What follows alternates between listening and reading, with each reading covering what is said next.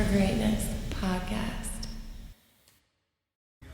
What is up, guys? Welcome to the Hunt for Greatness podcast. I'm your host, Lex Hunt, and I got my boy Eric Williams on the podcast. Finally, what's up, Eric? Oh, nothing much, man. How you doing, man? Good, man. I appreciate you having me. This is cool, man. A daytime podcast. Yep. I barely ever do that, so Got the sun shining and doors open. I need breeze blowing. to turn the volume down so I don't think you're talking over here too. Oh yeah. I want to keep your video rolling during the. Oh yeah, double Eric's going right now. Yeah, double Eric's in this piece, boy. Yeah, man. So, we had a crazy day yesterday. We did. This won't come out for weeks, so you guys don't try to go fish our spot. Okay. All right, don't be going trying to catch the fish we catch, guys. I was wondering if you were going to want to talk about this. Yeah, I want to talk about it because because I didn't know when you were going to release it. It'll be a few weeks after you. It'll be a couple weeks after you release your video. So what? So we'll talk. We'll go ahead and talk about this, and then we'll kind of just tell people where they can go find the videos and stuff after that. Okay, But yeah. So I was freaking out yesterday. It was crazy. Yeah. We were on the ocean. All right, guys, I want you to picture this. Everybody listening to the podcast or watching. Me and Eric set out in the morning and stop me or whatever, or add to it wherever you want. I want to start where we got linked up. Oh, yeah, perfect, dude. Yeah. How'd we get linked up? This is the coolest shit ever, Yeah, guys. this is pretty cool. Just because, I love like organic stuff. And so it was back in the spring when the Atlantic Bonita showed up. Insanity. And we, I guess we were both consistently fishing, but I didn't know you at the time. And we both were out there on the wreck on the same day. And Couple of times, I think. Yeah, but the first time, we were like from here to the road, 20, 30 yards away from each other. And I was fishing pink, and I wasn't catching anything. And last year that I smoked the fish with pink. And I just kept looking over, and I'd see y'all hooked up. I'm like, what in the world is going on? So normally I would give people the space, let them do their thing. But I was like, hey man, what color are you using? And you were like, green, bruh. So I was like, all right, I got some green. I'm gonna switch over. And we switched over, and we started catching. So that's when I was like, man, that's pretty cool that he shared. Bait he was using, because normally that's not a thing that most people would do. Oh, I want you to catch fish. So that's my boy had seen you. The guy on the, listen to this. So wait, the first time you talked to me, I was on the boat with Ed, on a white boat, right? Yeah, I wasn't on your boat. All right, I was on Ed's boat. Uh-huh. Shout out, man. I love you, Ed. R.I.P. to Ed. That's my boy, man. Like one of the fishiest dudes I know, man. So we're on Ed's boat. And Ed's like, I think I know that guy right there on that. Your boat's gray, right? Yeah. All right, he's like, I think I know that guy right there on that gray boat. I'm like, what do you mean? He's like, I've seen his videos of him and his dog. Uh-huh. And he was like, he said, oh, he does YouTube videos too. That's what he said, because Ed knew I was doing one. Yeah. And he said, I've seen videos of him and his dog. And I was like, oh, really? And then literally, I think it was probably 30 minutes later, you said something to us. And I'm like, man, that's because I think I said something to you about, hey, he's seen your videos or something. Okay. Yeah, Maybe. Yeah. I can't remember. I'm a little rough on How cool is that, though, to meet somebody on the water during the Atlantic Bonito run? Like, dude, all right, so you're by yourself on a boat like that in the ocean. I know you probably need to know what you're doing out there. Yeah. Yeah. For sure.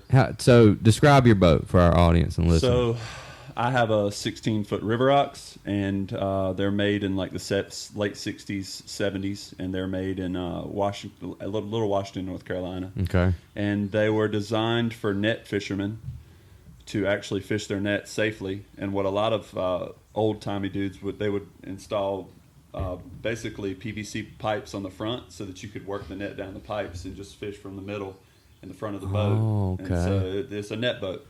And that's why if you see my boat, the bow is raised so that it's safe in any swell. Yeah, it is raised. I've noticed that. So like in the ocean, I mean, I don't know of any other people with River Oxes that go in the ocean, but my boat is very safe in anything under like 3 foot. Yeah. So any more than that, I don't think I'd want to be in it to begin with. But yeah, so I'll go out, and if the wind does pick up, I can get back in safely. Tiller handle. Got a Yamaha 40 on there, 4-stroke. 4-stroke Yamaha 40 tiller handle. Yep. I mean, badass little boat. Works great, man, and I mean, for what I have in it, you could get it for $7,000. Yeah. Where else can you find a boat for $7,000?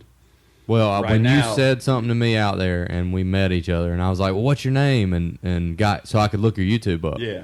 and figure out who you were and shit. And I could be wrong, dude, but I feel like pretty soon after that, I see you going like out further. Did you Yeah. go out further? I have. I think you did that day because Well, you saw me and you were like, "Send it, bruh." Yeah, you're on the Remember this? SS Send It. I That's- was you like, called it that. I yeah, I'm believe. like, that's the send. I'm like, that dude's sending it, yeah, bro. yeah, But I saw you like going out. I'm like, bro, that dude's hardcore. I mean, Yeah. because you see guys, they make their stuff work. If you're a hardcore fisherman, Yeah. you don't want to put yourself in any danger, obviously, but you have to learn how to make the things Yeah. that you can afford and the things that you have. You have to learn how to make that work. yeah. Well, the cool thing about my boat is, a lot of people could afford a $7,000 boat, and if you can afford that, and you could take your boat and get it to the point where you feel safe in it, you can do exactly what we do. Yeah.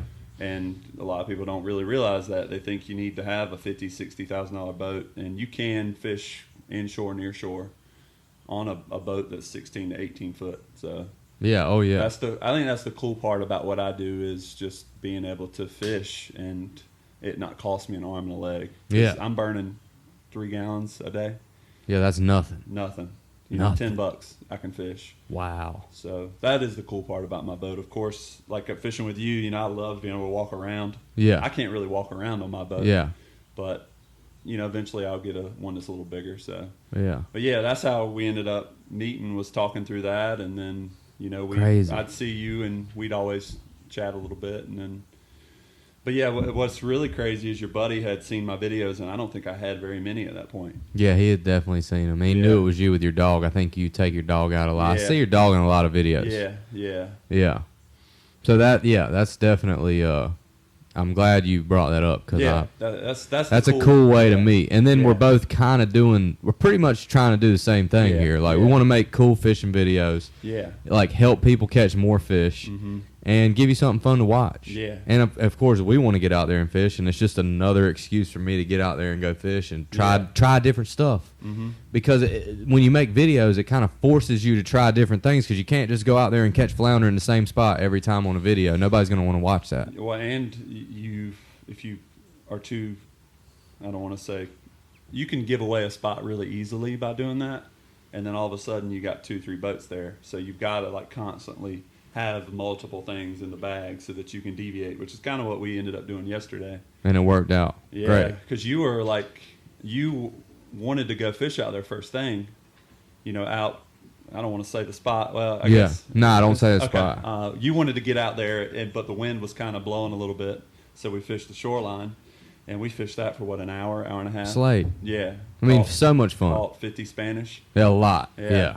And I did hook up on that big one that Big got one. off. That broke my heart, but Jumped up like a bass and Yeah, spit the it's hook, crazy, guys. man. He was throwing a metal, and the fish jumped up like a bass, shook its head, and spit the hook. it was either a big Spanish or king. I haven't seen the footage. It was yet big. Myself, It was but, at least 6 pounds, in my opinion. Yeah, it was. I mean, he was probably 25, 30 inches at least. When he hit it, dude, he screamed the drag Yeah. out. I was like, I don't know if that's Bonita. Yeah, Bonita. that was your spin fisher too. So it's got pretty good drag. Yeah. But yeah, we deviated. We were like, all right, we're not seeing the fish in here anymore. Let's go out there. And that's kind of how that happened. It's just one of those things you can't plan it. You just got to fish, and when cool stories happen. But yeah, we can get into that if you want. Yeah. Yeah. Well, so the interesting thing also to me was we had some things go. Like, for me, fishing is all about you adapt to your surround. Like, you might wake up and have a plan or go to bed and have a plan, and you have to be ready to adapt because things are almost never going to go how you picture them in your head. Yeah. I mean, sometimes, yeah. Like the Atlantic Bonito. I mean, those are pretty much, when they're there, that's kind of how it's going to go. Yeah. I mean, you may have to switch your colors or your baits or your sink rate or the Yeah. time you're waiting on it to sink before you rip it back. But Yeah. most of the time, conditions can change. Oh, for sure. You're looking at conditions on apps. But anyway, so I thought it was cool how yesterday we were going to go fish a spot, but there was a guy in the spot that we were going to fish, and it kind of forced us to Yeah. go Plan B, and Plan Yeah. B was awesome. Like, it was Yeah. crazy. Yeah. And which is cool because we fished the beach all the way down to Rich's. Yeah. and then circled back looking for bait. Really struggled to get bait. Struggled. And that's when we were like, let's fish the jetty with what we got. And then the guy was where we wanted to be, and the tides really didn't work out anywhere else. So we shot out, and yeah, we ended up catching a What'd fish. you think? All right, hold on. What'd you think when you turned around and you saw the commotion? So we're sitting on some structure in the ocean, guys, and I hear some commotion in the water, and I see Eric turn around and be like, I don't know what you said. I think I hadn't looked at the footage, but you were like, oh, look at that. Yeah. You were getting real excited. Yeah, because I was freaking out. Yeah, it was big fish. Yeah, I knew it was big fish. I thought it was drum because at this point, we had been hearing that there were some big reds out in the surf. So we were searching for the big reds. Yeah. So I was like, oh, maybe that's them big reds. So I reach up and grab the rod, which is kind of hanging out, which is perfect location out the side of your boat. On that. That's why I got it. So grab, unhook the swim bait, and I just zing that thing. Swim bait. Yeah. So explain what you had on your... I had on a 1 ounce jig head with a soft plastic. Like a paddle tail. Yeah, 5-inch, I believe. And so I just zinged that thing over there. And I started reeling back, not too fast, but fast enough that it kept the bait up. So, About 75%, 50%? Yeah. As fast as you can reel? Okay. Yeah. So about mid Okay. speed. But I think I stepped up on the bow at that point, and I'm looking down in the water, and all of a sudden I see like 4 or 5 mouths just open, like the size of a football, open, coming after that bait. And then one of them grabs it, and just they all dive at the same time, and I hook up, and boom. That's when the amber, I saw that it was amberjacks. Yeah. And, I was like 90% sure that it was amberjacks. Yeah. I think in my video I may have said 95, but I thought it was amberjacks. It could have been big, Jack Crevalle. Yeah, and they honestly, they kind of look like drum. They kind of, you can see the side of them. They kind of look like tarpon. They kind of look like barracudas from the top. I mean, I haven't seen things like this enough to identify a fish. Yeah. I don't know. That was wild, dude. See, and I haven't really fished in the ocean much, like deep ocean. Yeah. So seeing amberjacks on a 100-foot wreck, I don't have any experience in that, but I have seen them enough that when the fish closed their mouths and turned sideways, I think I yelled amberjack in the video. You probably did, yeah. Yeah. So you were saying what it was from the jump, and I was like, I don't know, because I was seeing things that looked a little different. I'm like, yeah. And I thought 30, 40-pound amberjack, and that's what they ended up being. So so your first cast when you hook up, what I can't exactly remember what happened because it was chaos. I had my 8 to 17-pound star rod, big fan of star rods, and 30-pound braid on a Shimano reel, Vanford, and that's the same rod and reel that I've caught my big drum on recently, my barracudas on. Like, it has no issue with big fish. And dude, these fish are straight bulldogging me on that rod and reel. Couldn't handle it. No, I mean, I fought him for a little while, but I knew that my issue was going to be is if he got over that structure. You kept him on for a couple of minutes. Yeah. I mean, you had it. Yeah, and there was a moment where that one fish ran out towards the ocean instead of at the structure, and I felt pretty good. I was like, we may have a shot at landing this thing, but then he ended up swinging back and got to where he knew where that structure was, and he started bulldogging, and I couldn't stop him. That 30-pound braid had no shot at that fish. So that fish ended up breaking off, and then the fight ensued. We were like, we got to get... Well, you hooked up again the next cast. Yeah. You tied on a jig, same thing. Yep. And this time, the fish didn't bulldog as much. He kind of stayed up because you could see the fish probably 5 to 10 feet down. And then, of course, when he realized he was hooked, he did the same thing. So that's when I was like, I'm getting my big rod. I'm going to put 80-pound mono on it. We're going to try to get one that way. And that's when we realized that these fish can see so well, they're not going to mess with that 80-pound leader. So I casted 10 to 20 times, and they never touched it. So at that point, you had started rigging yours up for the same thing. You started getting the same bait, and I put 40-pound leader on. I upgraded from 30 to 40, and that's when we actually had the fish that we... Well, you didn't hook up on another one until we started seeing them. Yeah, but I don't know if I'm right or wrong, but you didn't catch your fish until I pulled the anchor and we... Yeah. Okay, so let's talk about that. So we're anchored up in a spot only because my trolling motor's not working. The fish, we'd have never seen them because there wouldn't have been an anchor in the water. So that what I'm saying is my trolling motor wasn't spot locked me, guys, on the spot we wanted to be. So I had to drop anchor, and I don't like using an anchor because that's some caveman shit. So I dropped the anchor, and I'm going to. It's stuck on the bottom. So I tied off to the cleat, kind of moved the boat around until I can get the anchor off.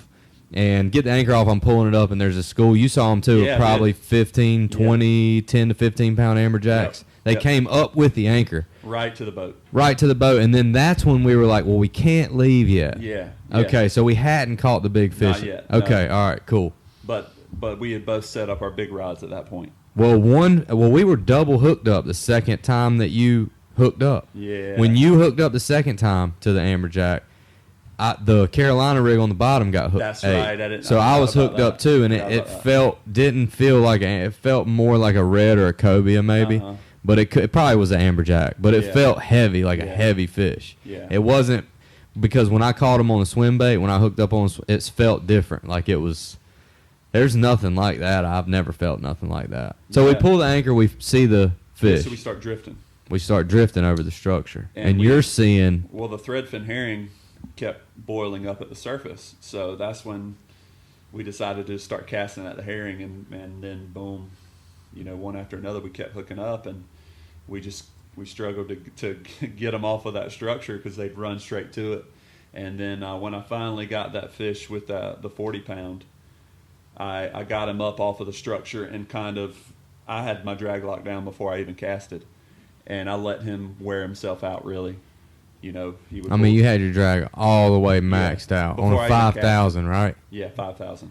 Saragossa, that's right. Yeah, and which is a very nice reel that has a great drag system. Yeah, well, they're supposedly made for that type of thing. I mean, you can get them up to sizes like 20,000, and they consider them a winch. You just lock your drag and just winch fish with it. Wow. Yeah. Well, you winched that damn AJ up, didn't you? Yeah. You got him up pretty quickly to the boat. It was 3-4 minutes at the most, maybe not even that much, because he didn't peel much drag, did he? He would give us little runs here and there, but never like with my first rod. It was just run to that structure, and I couldn't stop him. He would run a little bit, and then he would pause, and I'd feel him just trembling on the line. And then once we got him up to where we could see him, that's when I started like inside. I'm like, dude, just get this gaff in him. Just get this gaff. Because you can hear you like that in the video. Because I've watched that clip multiple times because I wanted to see what exactly happened. Yeah. And I'm saying dumb stuff, dude. I'm like, I don't even know what I'm saying. It's just really dumb stuff. And you're like, oh, we just got to get him. Something like we got to get this fish. Yeah. And you were saying he might run back towards the motor and cut me off. So I was like, gotcha. Turn the motor off, lifted it up. Yep. Just because there's nothing else under the boat. That was a good move. I think we'd have been fine, but I didn't want to take a chance of it being my motor because I've gotten cut off by the motor. Yeah. Well, once we saw the fish, there was really not any more dogging, but he was keeping the rod bent over. And then eventually just keep pumping him up, reel down, pump up, reel down, and we got him up, and couldn't have asked for a better gaff. Oh, dude, I've been to the side of the boat. I'm 31 years old, bro. I've been waiting 31 years for that gaff, dude. And when we got him in the boat, man, oh my gosh, I just went insane. Yeah. Which I'm excited to see that footage. Great moment. Yeah. I'm gonna show you that footage before you leave. I got it on my once in a lifetime fish, man. 2 to 3 miles out. Yeah. It was 30 pounds. Yeah. We had a scale on the boat and weighed them out, and fish of a lifetime for inshore, especially in Wilmington. There's some good fishing around here. Or in North Carolina, kind of, probably. Yeah. I know South Carolina may get a little bit more amberjacks coming in. I've heard tale of them coming in the inlets that big down there. I just don't hear about it here as much. Yeah. Well, we're really far from the Gulf Stream, so the fact that a fish like that would be 2-3 miles from the beach is just crazy. And there's more out there. So there's more out there because there was at least two separate schools we saw. Mm-hmm. And I talked to Elias today, and he was saying there's probably Almaco jacks underneath them. He said usually they're together. Yeah. And he says they're pretty much they're going to bulldog you just like a amberjack would. Yeah. Dude, you're a hell of a fisherman. To get that thing in like that, you got a little lucky by throwing that swim bait and it being the one. Like that was you grabbed the one. It was like Thor taking his hammer out of the rock, dude. You're the fishing Thor, dude. You're the fishing Thor, dude. You're what did I call you earlier? RD, the Reef Donkey King, bro. You're RDK, bro. Yeah, I'll take the luck, man. I'll take the luck. Well, I mean, dude, think about it. Like right place, right time, right bait, wrong rod, but right bait, and it eventually like. I just don't know if I would have thrown a swim bait. Yeah. I mean, maybe. Yes. Maybe not. We were bottom fishing, so it was not like it was a planned thing. We just happened to be at the right place at the right time, and the fish started going crazy on those thread fins on the surface. I just casted what I thought looked like it, and bam, we hooked up, and then it ended up making a trip of a lifetime. So I just can't believe that that fish was that big. Yeah. When I first saw them, I mean, I thought they were 40, which the other ones could have been. I don't know. They were all very similar in size. But to see 30 on the scale when we weighed it, it's like, I mean, that fish fought harder than any red I've ever caught. I mean, not even that close. Fish, I didn't even get one. I got one kind of close to the top once. Yeah. We saw him. And we pulled off a couple that bent the hooks out on the 1 ounce Z-Man jigs, which I've never had a redfish do that. So Yeah, because those are pretty stout. Yeah. Yeah, so just right place, right time. You know, we worked on our gear. Now we both went to the tackle shop today and got some new gear. Well, you were right behind me yesterday, and then today we ended up being on the same aisle.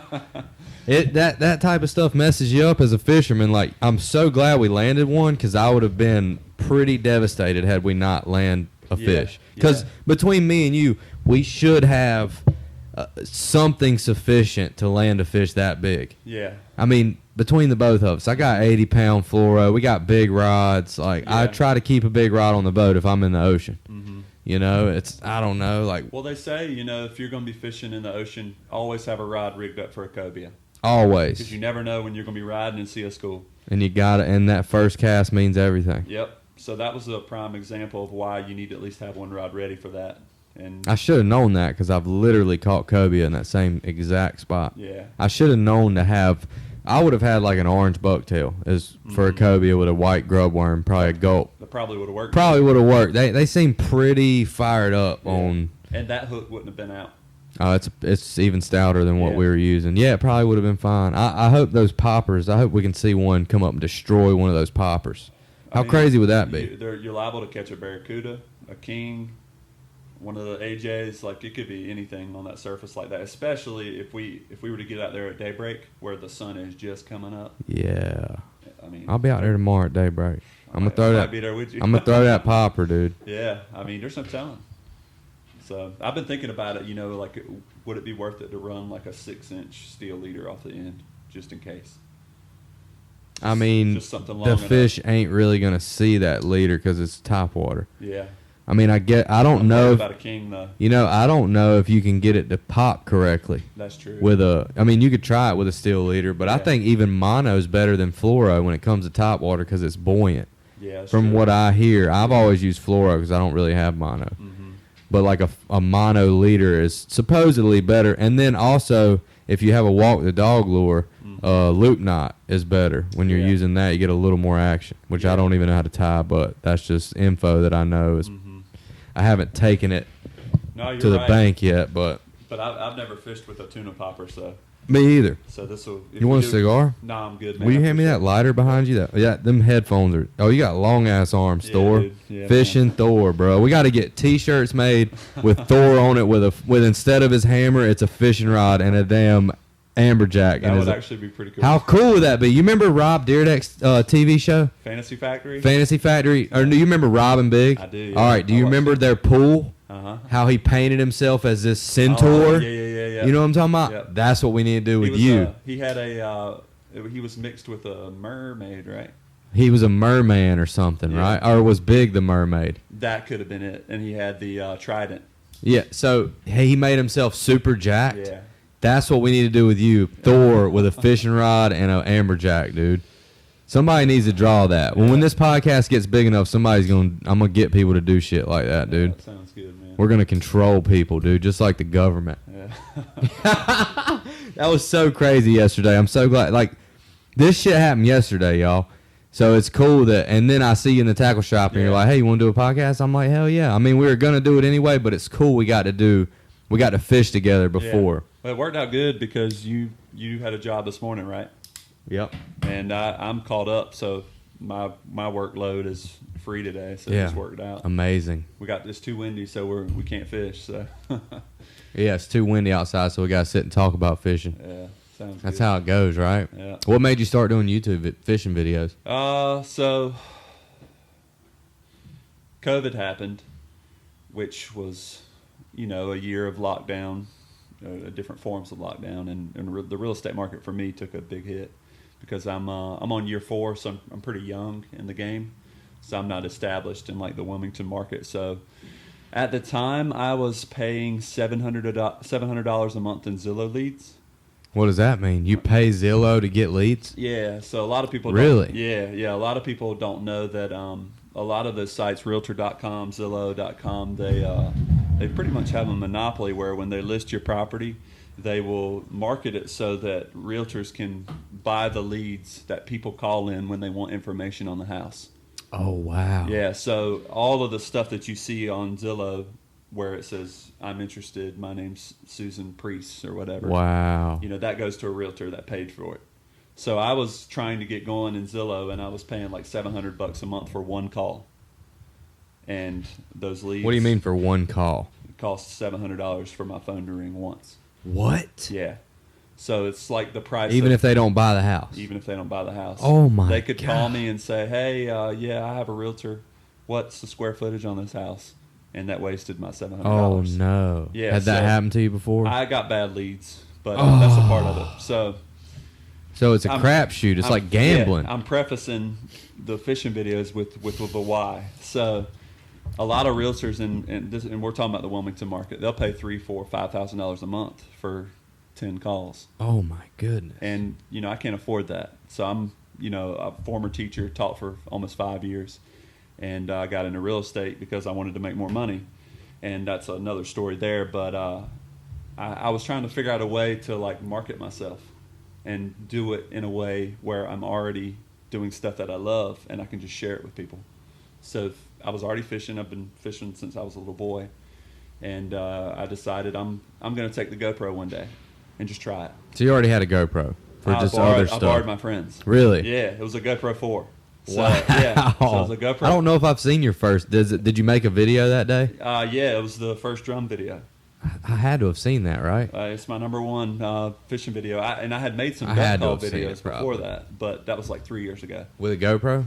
I think I used my phone. Okay. Yeah. Sorry, I'm asking a bunch of questions, but I want to know details. Yeah, so I already had the channel, but I made some duck call videos because I used to flip duck calls. That's another story. Like buy and sell duck calls? Yeah, really? For good money. Yeah. All right, well, we got to come back to that after this story. So, which I don't know if I want to talk about that. You can tell me off the air, dude. So, no, I will. But yeah, so I borrowed Parker Bishop. He's my friend. Shout out Parker. Shouts to Parker. What up? Yeah, he let me use his GoPro, and he's like, "Dude, I don't even need it. I'm working out of state. You can have it." Oh, man, Parker's solid. Yeah, so I took the GoPro, I filmed a video, and I already made music for years, so I knew how to use the editing software. So it was a breeze to just take these clips, put them on, my iMovie on my Mac. iMovie, that's what I use. Yeah. And edit them down. So easy. Yeah, edit them down, include the stuff that's exciting, and it turned into a video. And I had more, and I didn't expect this, I had more fun hunting for footage than chasing fish. It's fun. It's so much fun. I have fun with it too. It's so much fun because you're like, not only are you trying to hook this fish, you're trying to capture it on film. And they're two different beasts. They really are. Yeah, it's two different beasts because you got to account for failure and like camera angles and situations. You're thinking like you're worried about the line getting in the boat motor. You're worried about the anchor line. You're worried about all these different things, and you're trying to capture it on film. So I had a blast filming that first video, and at that point, I think I ordered another GoPro. Really? Yeah, like that night. So like I ordered a GoPro 7, and I was using Parker's GoPro 4, and that's when I was like, I need two angles. Because a lot of the stuff, like if I'm bending down, you can't see. Can't see it. Yeah, I need to start doing that. You're looking at the side of the boat. People get, like, I remember specifically that people were like, you can't see when you measure fish. And I'm like, I don't know what to do about that. So that's when I got the front-facing camera. And now what I'll do is measure, and you can kind of see a lot of I always bow my chest up so that the camera goes Right. down to facing. Right. And then I'll do this. So if you ever saw my front-facing camera, you would see me doing a lot of weird stuff because I'm trying to get the angle. Yeah. And but yeah, I put the GoPro 4 on the front of the boat, and that's when I just started trying to Like front of the boat facing you. Yeah. Gotcha. And that's when I started trying to splice the two together, and it's been a learning experience ever since. You know, every time I fish, I try to use what I learned in the last fishing trip to make my videos better. So Well, I've seen them get continuously. Yeah. I mean, even between the last 5, you can see. Yeah. On mine, it's kind of hard to see a progression because I'll post old videos, like ones that I learned from, and then I'll switch them up. They won't be in any specific order, which I probably shouldn't do that, but I don't want to put out similar videos back to back, you know? No, it's tough, man. You got to, not only are you trying to capture it, but you're trying to plan for a different fish because That's what I'm saying at the beginning, how you have to be versatile, and like it forces you to be a better angler. Yeah. Because you can't go do the same thing or even really target the same fish. You know what I mean? Or people won't watch it. People won't watch it, and it's like, yeah, it's fun, but isn't it fun to catch something new like we did yesterday? There's nothing to me more fun than catching a new species of fish. Mm-hmm. I don't know. I just love it, especially a big one. And to have the experience on camera. Have the experience on camera. You know, we'll be 80 years old, and we can turn it on YouTube and watch it. Yeah, show our grandkids, like, look what your granddaddy used to do. Yeah, like, you know, that's really cool. But to get back to your question why I started, I wanted to market myself in a way that didn't cost me so much money. So I'll slide in a real estate comment or slide in a Nest Realty badge because that's who I work for. And your hat. And you have your hat a lot. Nest hat every video. Yep. I try to make it a point to do that stuff. And it got to a point where now I go to the boat ramp and people talk to me. You were in the boat with me. Yeah. And the guy was like, hey, man, I just moved here. Yeah. What was his name? Matthew? I can't remember. I don't think. Yeah, maybe it was. Matthew. Mattinson, I think. Anyways, we'll figure that out, Matthew. But yeah, I wanted people to, you know, learn about me and what I like to do, and reach people in ways that we share similarities. So I've got 2 houses under contract right now from people I've met through fishing videos. Amazing. Yeah, so that was the goal. That was the goal from the start. And I'd say you monetized your channel already. Almost, yeah. No, I'd say you did it already because you got 2 houses under contract because of your YouTube channel. Yeah, You've monetized your YouTube channel. If they close, which you know, I don't have any reason why they wouldn't, but at that point, it paid for itself the whole year. Awesome. Yeah. So sick. Yeah, and that's the name of the game nowadays. Is like you got to have multiple sources of income, or you know, we're living in the low levels of poverty. I mean, I don't want to say the word poverty because we have it pretty good, but at the same time, I'm low class, and I want to get out of that. So the way that I've been trying to do it is just by reaching people and doing what I love to do. Well, you need to make your own swim baits because you're a damn king master at that shit. Yeah. Those diesel minnows are pretty solid, Yeah, dude. Z-Man would love that story. Dude. For sure. Yeah. Yeah. Shouts to Z-Man. Y'all make some great baits. They got it on lock, bro. They got soft plastics on lock. Their formula of just the way they stretch, pinfish can't tear them up. Like, they're so hard to tear up. I've had bluefish hit them. I mean, maybe put a hole in them, but I mean, just can't tear them up, dude. And gulps are $7 a pack, and if they get even pecked by a pinfish, it's a wrap. It's over, man. It's over. I love gulp, but I do too. I just can't afford it. Nah, I mean, you're gonna burn through 5, 6, 7 packs. I swear I've got a diesel minnow there in my pack that's probably got eaten by 6, 7 fish. Like caught nice fish with it, and it's a little dirty and dinged up, but it's still holding true and solid. Yeah, and the buoyancy. Like, even if your Z-Man hits the bottom, the tail moves and floats. In the current. Yeah, man. I mean, genius. Bluefish are about the roughest species on a Z-Man. Yeah. But I usually lose the lead before I lose the tail. Yeah, they'll cut your damn leader off. Yeah. But yeah, so what got you into recording videos? I haven't talked to you about that. Just fishing videos or just in general? Both. I mean, you've made 100 episodes of this. Yeah, this is like 132, 33 maybe. But what got me into? I've always been like had visions of things I want to create. Like I feel like I get things in my head. And I'm like, all right, how can I make that? How can I when I built this table, I was like, how can I make this table for zero money? And like I just tore some pallets up and made it, you know, and then burn it with a torch. You know what I'm saying? So it's like, I don't know. Like I feel I've always been like a creative. I've always loved art, and I love to make things and make it mine, like make it genuine. And when I started filming the podcast, I started looking into microphones and like how can I make my own theme song and not have to pay anybody, and how can I get a logo done for the cheapest cost and it still looks super dope. You know what I mean? Like I've had to budget myself, so it's taken me a while to get to the point where I have mics and headphones and GoPros, and like literally it started with just that. Dude, you got a good setup. This is a sweet setup. I love it. I mean, I really don't need anything else. These mics are $125 for headphone mic and this off of Amazon. You know what I mean? So it's like I don't need anything any more expensive. But just like I need my own space. That's what type of person I am, because I need to be able, if I want to paint, if I want to draw, if I want to write jokes, if I want to edit a video, I'm just not a happy person if I'm not producing something. Yeah. You know what I mean? I think we're very similar in that. Yeah, if I'm not making something, and I like to make things exactly how I envisioned them in my head. So when I'm out filming a video, I'm like, all right, how can I incorporate this shot with some music and make it look cool, make it flow into the video? I've kind of just been messing around with video ever since I started the podcast. That's when I got a GoPro. I had a knockoff GoPro my old lady got me, and super bad quality, bad sound quality. But it just kind of grew, and I got nicer stuff and realized how important it is to have good quality. Yeah. It's so important. You know, it's important to have good picture. I just edited a video. My GoPro 9 wasn't working, so I had to pull the 5 out.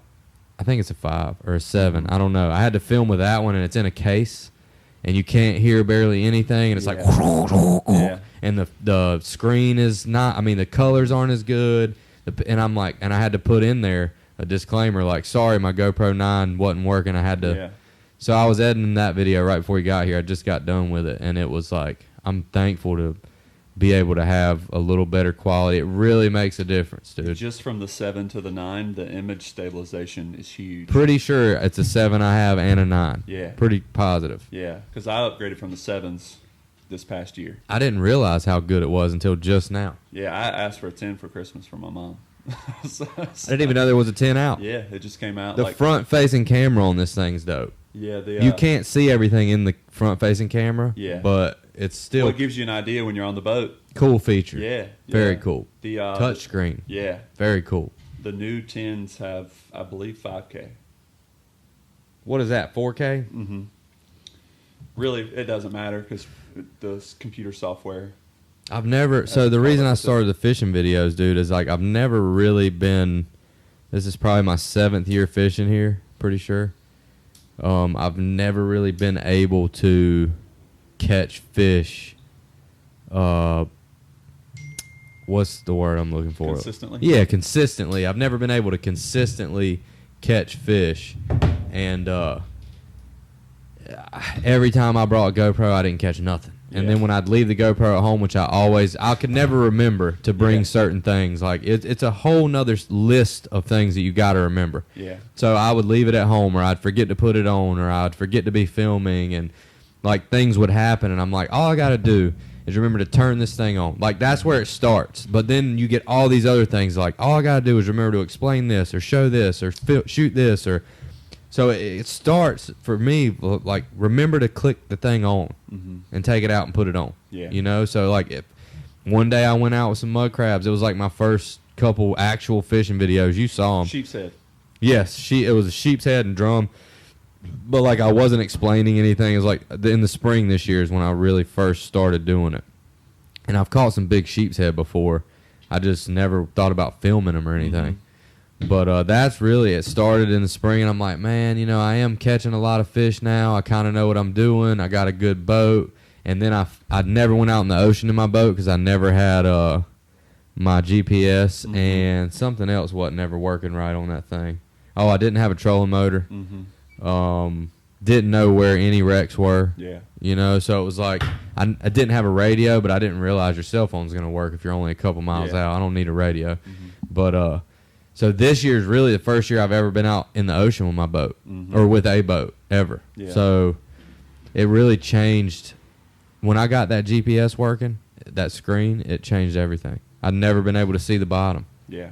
I didn't know where the fish were. It matters, man. It really, that and that trolling motor have changed the absolute game for me. And then I put the live well on this year. I don't have to carry a 5-gallon bucket with a bubbler and everything die in it within a couple hours, you know? Yeah. So it's just everything is, I got that screen for free. It came with the boat and it was broken, and I sent it to Humminbird. Is it Humminbird? Yeah. I sent it to Humminbird, and they sent me a brand new one for free, no charge, and a new transducer that I didn't even ask for. That's awesome. Probably a mistake. Shouts to Humminbird. The trolling motor, I bought that with Joe Biden money. Shouts to Joe Biden. Let's go, Brandon. I got that with my Joe Biden check that I got. So, like, appreciate it, Joe Biden. And, like, it's just been dope, dude. Like, I've stepped my game up. I spent a couple $1,000, and I got the bigger boat, like, a while ago. But I wasn't prepared to fish out of that boat. I wasn't prepared to push that boat to do what it's capable of doing. And it changed everything for me as far as fishing. Started listening to a lot of podcasts, watching a lot of videos, seeing guys like you and Elias. Elias's videos are great. Like, they're super informative. I didn't realize how much like crabs can change the game. These fish are eating. Cut a redfish's stomach open, it's full of stone crabs and mud crabs. Full. There's claws in there. Yeah. Full of claws. You don't find a bunch of redfish I catch and eat. I don't find a lot of fish bones in there. Maybe the fish bones dissolve faster in the stomach of the fish than the crabs. I mean, probably, but they're usually loaded.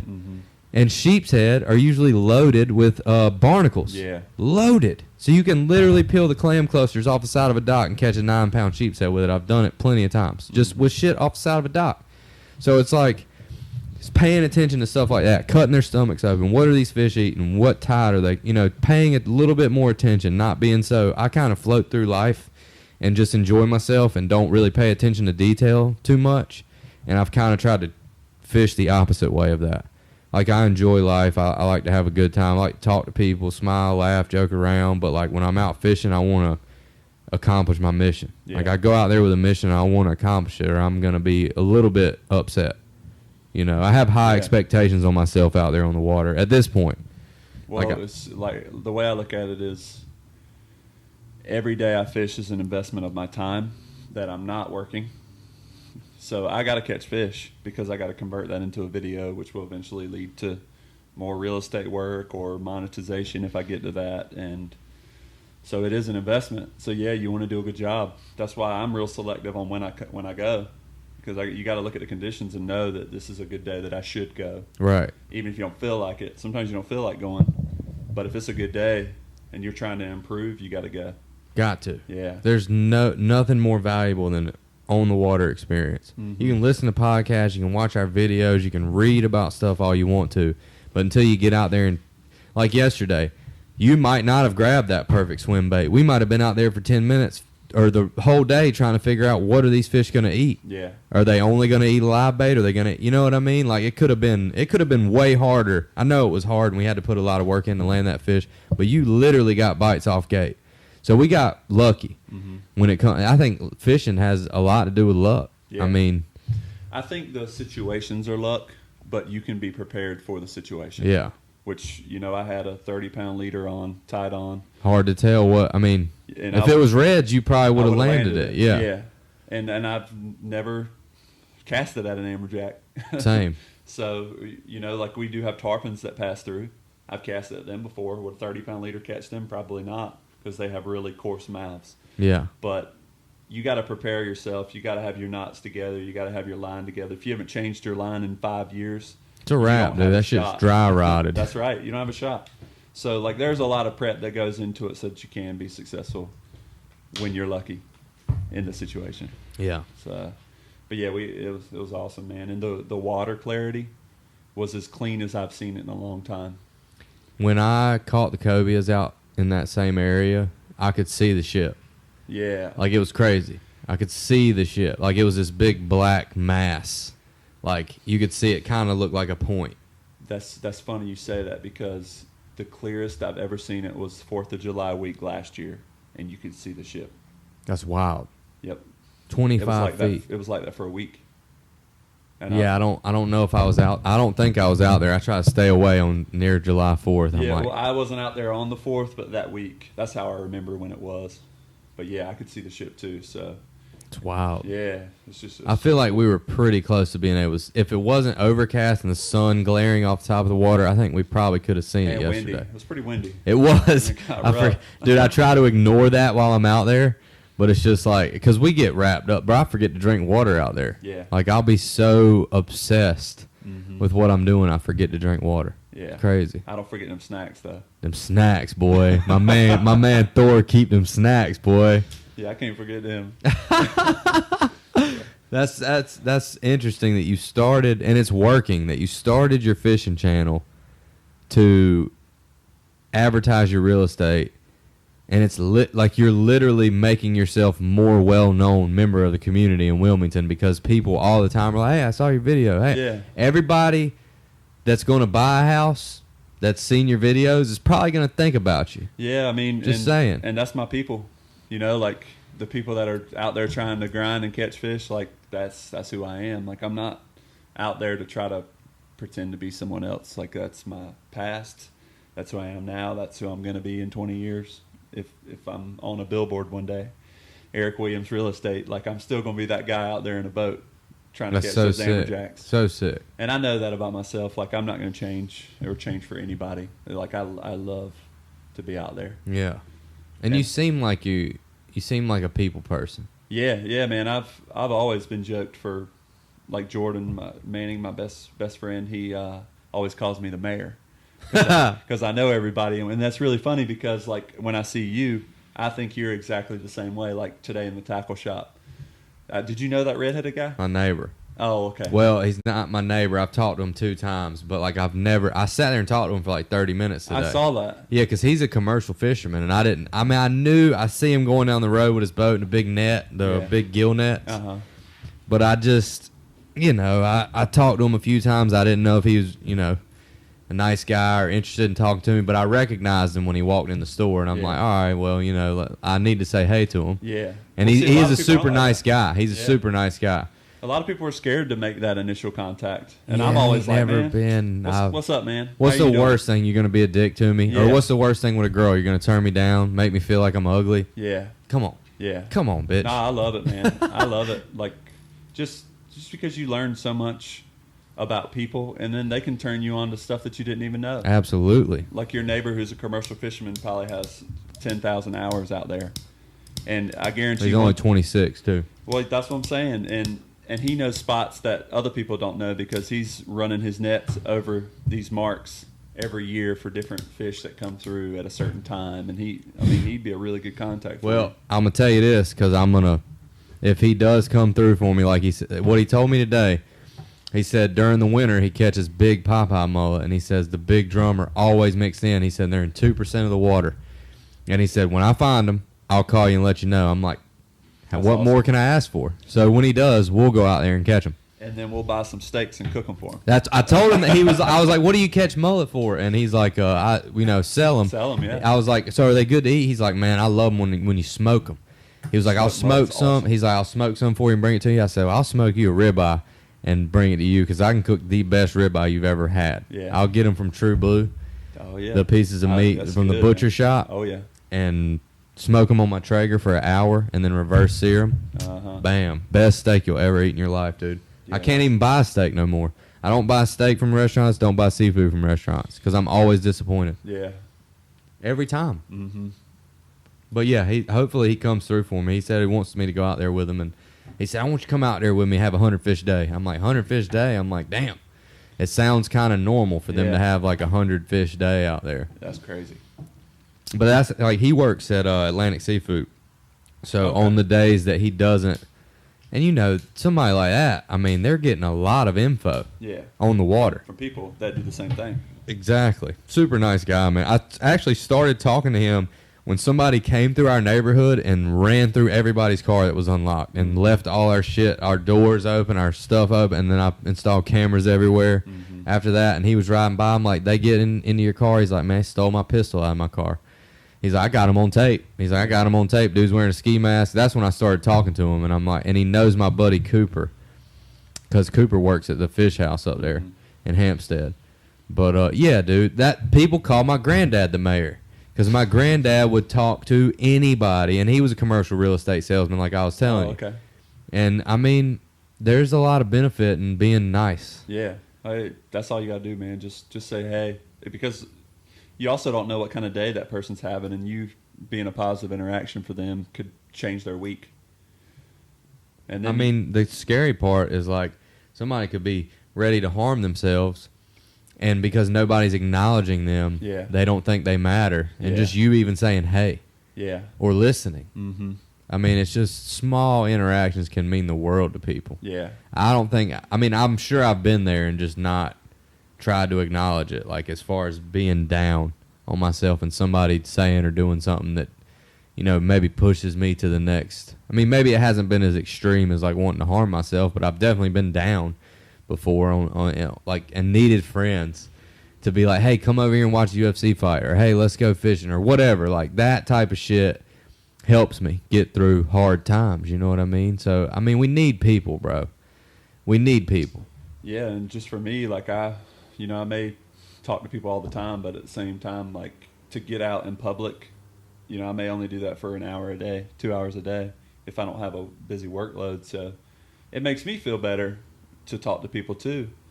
And it just works both ways. I feel better after it. They may feel better after it. It's just, and then you never know when a year later you could be sitting at a podcast table talking. Crazy. After a day, you know, where we fished together. Crazy, so, right? Yeah, it's really cool. But yeah, the evolution of the videos for both of us has been awesome. So cool, man. Yeah. And we can learn a lot from each other because we fish similar, but of course there's going to be different things that we can learn from one another because we're always, you and me both are going to be trying new things. Yeah. And then we got Elias that is always trying, like spinner baits on flounders and stuff like that, like bass baits and on flounders, and you know, just weird stuff like that. Like somebody like Elias has done it all, so they get bored and they're like, "What can I do?" Oh, I'm gonna throw some spinner baits for some flounders. Yeah, I learned a ton from him, and another one is I talked to you about a little bit with Angler Up with Brant.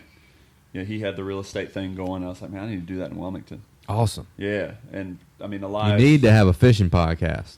Yeah. That's what you need to do. I got a mic for you, bro. You can borrow this mic, whatever you need, dude, because I rarely have 4 people on. Yeah. You can borrow whatever you need to borrow. You probably don't even need a mic. Well, you probably should have a mic if you're going to do a podcast, right? Yeah. You need to do a fishing podcast, dude. I fully support that idea. Yeah, I've thought about it, and just having people on, like, there's so many people that reach out to me now that are fishy people, and like, you know, they say, hey, come fish with me, like just to run up the topsail, for example, you know, fish an area that I never would have gone before. Like there's opportunities that have come from this fishing channel podcast. We should do a fishing podcast here, and anybody you want to have on, we'll just have them on as a guest, and we'll both interview them. That would work. That'd be sick, because we both would be thinking of different questions. You don't have to buy nothing. I'll do everything. Yeah, that'd be cool. And you just come on and we'll start something. I think that'd be dope. Yeah. I've been trying to do something like that, but none of my, like, I would love to have another host, like us both hosts, because I'm only going to be thinking of one aspect, whereas you could be thinking of a whole nother. It helps to have 2 hosts. Yeah. I don't know. I just think that'd be, I think it'd be dope. And we could change something up in here or something maybe and make it, I don't know. I love talking fishing though. Well, it's a whole world, man. I feel like I still don't know it. Nah, dude, we don't know nothing. So much water. And I mean, you look at the guides and they're, you know, a lot of them are from here. That means a lot because they had their dads show them what to do. And most of them, yeah. In spots, and you know, they work together and they can stay on the fish a lot better than somebody like you or I can. You know, when we only get to go 2 or 3 days a week, which is a ton compared to the And we don't have like captains who are out there constantly telling us where the fish are. Yeah, yeah. We get a third hand account of what happened Yeah. sometimes, you know. Seeing it on Instagram and 2 days That's later. like a fifth-hand account. Yeah. I mean, yeah, it's tough. It helps to have a community of people. You know, that's the biggest thing I think you can bring to this situation is just a core group of good people that are all after the same thing, which is catching fish and growing and whatever it may be. Mine is, of course, the real estate.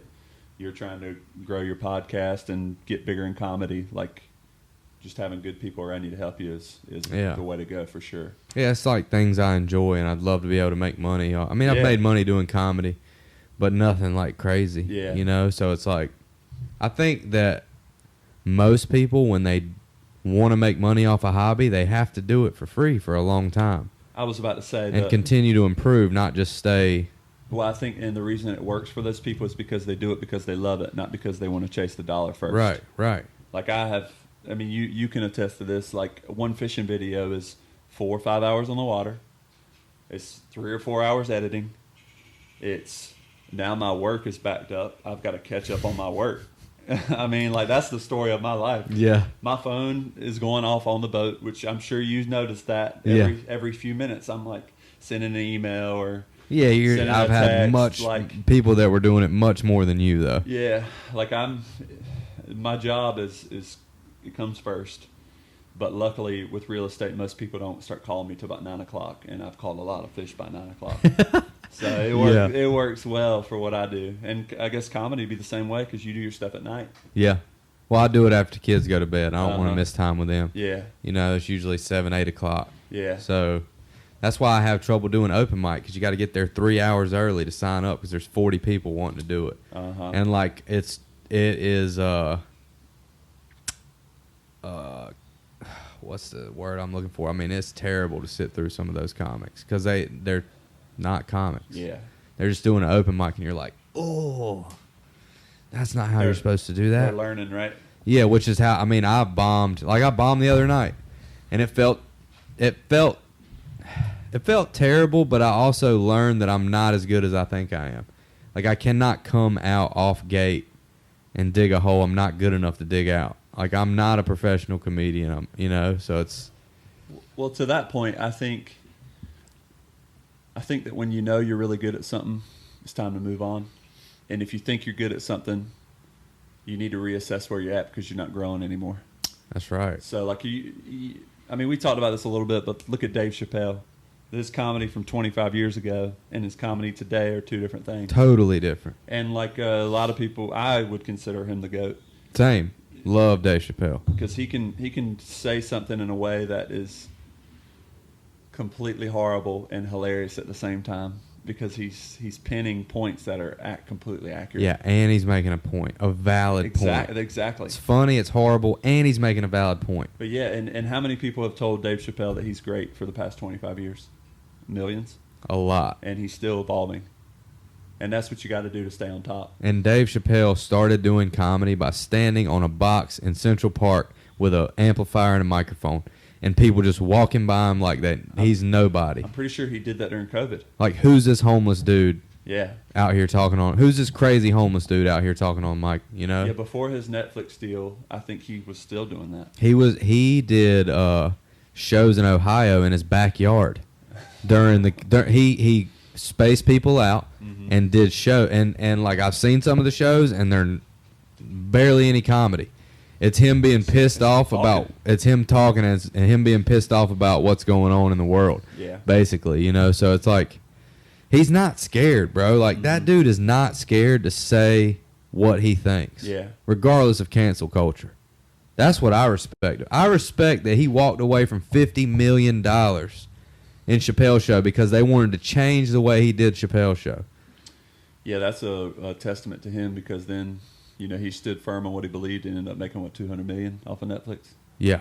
So He made Netflix take Chappelle's Show off Netflix until they paid him for it. And it wasn't even rightfully, quote unquote, it wasn't legally his. Yeah. Legally. It was rightfully his, but it wasn't legally his show. Mm-hmm. And I'm thinking these people, dude, when these people want to cancel him for that special, I'm like, have you seen season 1 of Chappelle's Show? Do you know who Clayton Bigsby is?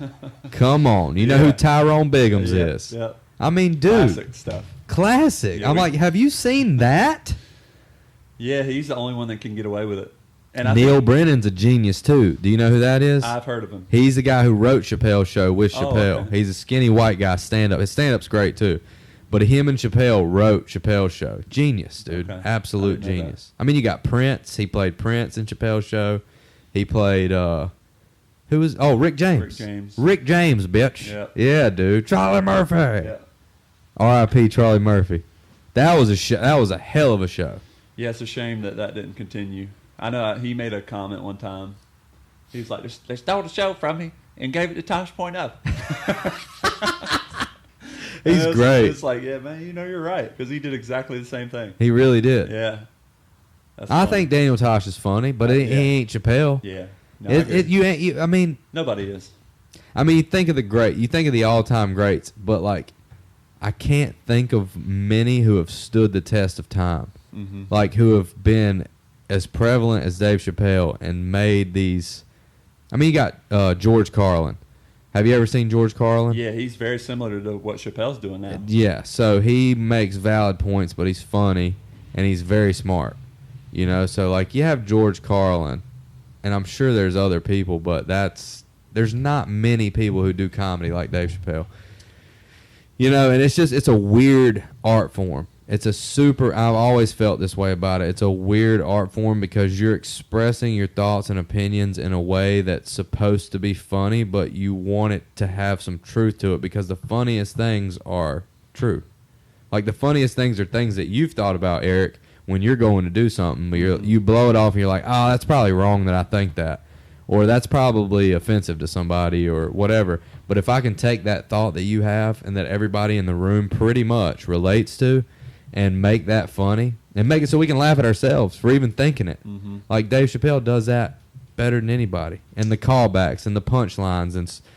I mean, he's amazing, dude. That's why I absolutely love Dave Chappelle. And I hate that people are giving him such a hard time. But he knew it when he did it. And he don't give a shit. You can't cancel him because he doesn't care. He called it closer because he knew they weren't going to let him do nothing for a while. He's going to have to do everything himself now if he wants it. Probably. Which I mean, he can. Yeah, he can. No problem. Exactly. $200 million. Yeah, he and Joe Rogan are two of the special ones because they can't be controlled. They cannot be controlled. Yeah. How crazy would it be if they were president and vice president? That'd be wild, wouldn't it, dude? Oh, man. Have you remember Dave Chappelle playing the president? You remember the racial draft, dude? I don't remember that one, no. Dude, the black people took, who'd they take? Oh, my God, the racial draft. Tiger Woods was in it. White people got Tiger Woods. The Chinese people took the Wu-Tang Clan. It was like, do you remember the concept of it? It was like all races got to draft a person like Michael Jackson and shit. Dude, it was so funny. And Dave Chappelle was a white commentator. They had the white, you know how I remember him being the white commentator. Yeah, bro, like with the blonde wig. Oh my God, so good, dude. One of the greatest shows of all time, Chappelle's Show. I'm glad you like Chappelle's Show. Yeah, I think what makes people like Dave Chappelle special is because they're not out there trying to be funny to relate to a crowd. They're just being themselves. Yeah. And they're taking their situation and what they experience in life and just putting it in their terms. And if you look at a lot of the great comedians today, they're all very different. But their goal is just to reach their crowd of people. Right. And I think in order to be great, you got to be natural at the same time. You do. And Dave Chappelle has that more than anybody, that he is himself. Think about hanging out with Dave Chappelle. I hear he goes hard. Yeah, I mean, just think about some of the stuff he would say and do, and you'd be like, You think how many times he would make you go, Yeah. Like, I never thought about that way. That dude's brain works differently than... Like, there are a lot of comedians out there. That's why comedians have such great podcasts, because their brains... Have you ever heard Theo Vaughn? Oh, yeah, he's hilarious. Hilarious. Yeah, and, like, one of the funniest Southern comedians ever. Like, Ron White's probably my favorite of all time, but Theo Vaughn... Met Theo Vaughn at one of his shows, talked to me for a few minutes, and it was just the nicest guy ever. That's like, cool. Did not try, like, line of people to talk to him. Never tried to push me away and walk me off. Like, I mean, just people like that, dude, that gives me hope. Yeah. You know, like, you can be a big deal, a quote-unquote big deal, but you can still treat people the same way you'd want to be treated. Yeah, I was a fan of Theo Vaughn on I think it was Real World. Yeah, Road Road Rules. Rules. Yeah. Yeah. He was saying crazy stuff on there. He's been himself the whole time. Like, that's what I'm saying. Like, these people are not like impersonating a comedian. They Yeah. are just being themselves. Yeah. And that's what works. That's the only time I do great when I'm doing sets is when I literally You forget what you're I'll doing? sit down on the stool and I'll just be myself and have things, that I want to hit on, but just tell people how I really feel about it and make it funny. Yeah. Like I got a bit about how I think it should be legal for midgets to punch little kids in the face because little kids always point and say shit at midgets. Have you noticed that? Like little kids, Yeah, they just don't know any better. they don't know any better. My kid looked at this midget on TV. I don't say on TV, but I'm like, my kid looked at this midget and said, "Look, Daddy," and he did on TV. He said, "Look, Daddy, a little grown up." And I'm like, that's kind of an awesome name, Like, I'd rather be called a little grown up than a little person. Yeah. That's gangster, bro. Little grown up, like you LG. still. I mean, you LG, bro. Like, you know what I'm saying? So it's like things like that. My kid gives me so many bits, dude. Like he's hilarious, and he ain't even trying to be. Yeah, I actually got in trouble for as a teacher for making skits about my kids. Really? Yeah, I got suspended. Really? What kind of skit did you make? I would like this was before TikTok, so I would like a story would happen and I would turn it into a little sketch, and I would act as the kid and act as the teacher. Oh, so you were both people. Yeah, Where yeah. can I find this? I had to delete them. The school made me delete them. Oh my God! You don't have them on a hard drive, dude? Dude, it was 2015. So Oh, okay. it was like a long time ago. Yeah. But man, people loved them. Have you thought about redoing some of them? I don't have the inspiration anymore because I'm not a teacher. Like When you have every kids, day- that's a good idea. I could do it with my kids. Yeah. Every Yeah. day I'd have a story.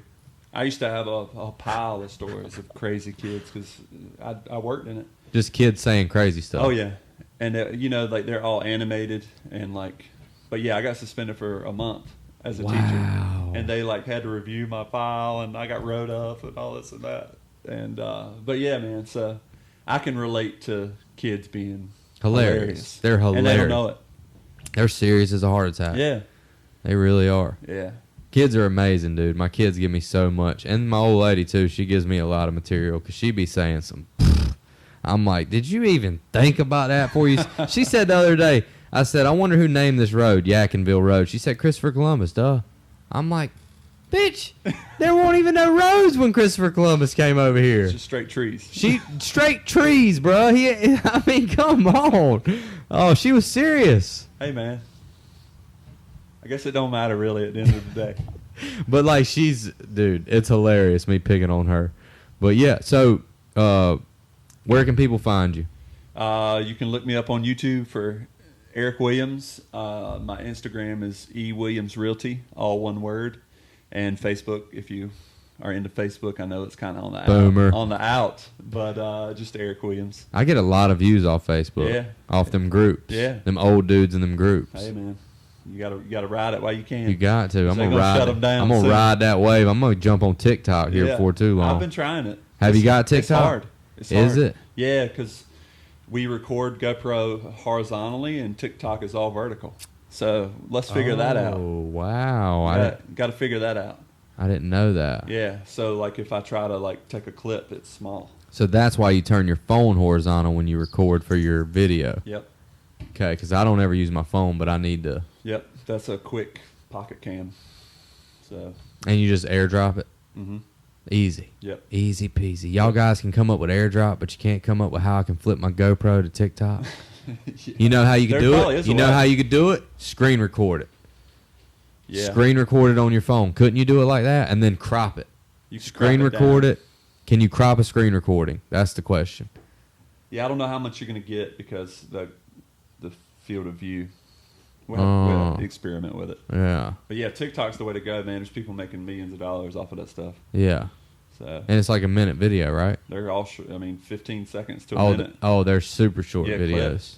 clips. But my thing is, I'm trying to get them to my YouTube channel, so I'll put a clip and then link the video. Is it a lot of work? It's not that bad. I'm afraid to get it because I feel like I already spend too much time. Oh, it's hilarious. There's just good stuff on TikTok. Well, I'm not going to watch TikTok. I hope. you But say that. I hope I'm not going to watch it. My buddy at work shows me some really funny TikToks. There's some funny people, man. funny people. Yeah. And they're probably making hella money off Yeah. How do they make money off TikTok? Monetize, man. Yeah, but is It's all there the same. ads on TikTok? That's a good question. So how do they make money? Because that's how you make money off YouTube. There is ads, but it's not the same. Huh. I'm not sure. Yeah. You got to have a certain number on TikTok to get monetized too. Hmm. But yeah, you can get monetized on Facebook. What's your TikTok? I'm not even sure, to be honest. Probably Eric Williams Fishing or Probably, Eric yeah. Williams. Yeah. That's how you can find him, guys. Yeah. Eric Williams. Eric with a C. Eric Right? with a C. Eric That's it. with a C. Yeah. Williams with 2 L's, in case y'all can't spell. Dude, thanks for coming to the podcast. Yeah, man, I appreciate it. And we'll do a bunch more podcasts. Sounds And good, we need man. to start a fishing podcast. Yeah, If sounds you're good. down to let me in on that, Yeah. I'm down to do it. All right. I think that'd We'll be try cool. it. We'll try I think it. that'd be cool. Guys, thanks for watching the video. Don't forget to give us a thumbs up. Don't forget to go over to Eric Williams on YouTube and subscribe to his channel. Give him a thumbs up on every single video because we know you don't have a life. Guys, if you don't like this video, give me a thumbs down. If you're a hater, we hate you too.